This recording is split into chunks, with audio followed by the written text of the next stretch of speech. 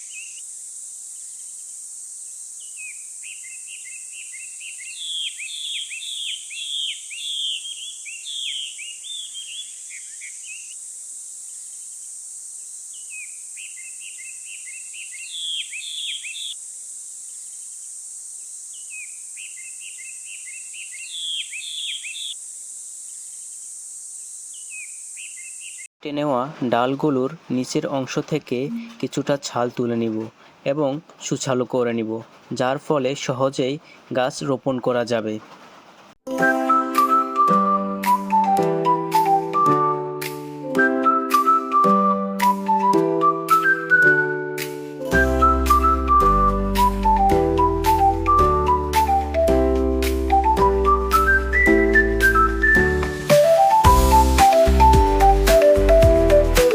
এখন বাগান থেকে কিছু অ্যালোভেরা গাছ কেটে আনব।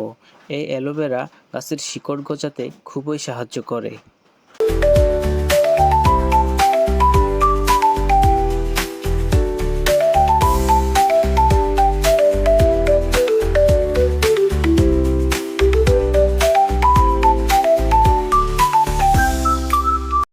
কেটে নেওয়া অ্যালোভেরা গাছের গোড়ার অংশে খুব ভালোভাবে লাগিয়ে নিব, যার ফলশ্রুতিতে পরবর্তীতে খুব সহজেই গাছের গোড়ায় শিকড় গজাবে।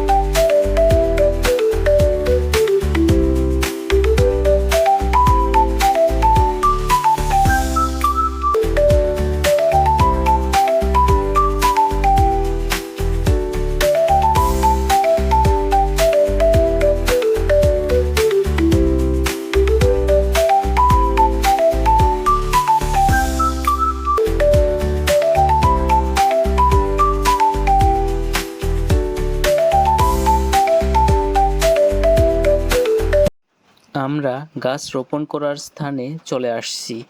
এটি একটি নতুন রাস্তা। মাত্র কয়েকদিন আগেই এই রাস্তাটি তৈরি করা হয়েছে। আজকে আমি এই রাস্তার একেবারেই শুরু থেকে শেষ মাথা পর্যন্ত এই লেবু গাছের ঢালগুলো রোপণ করে দিব।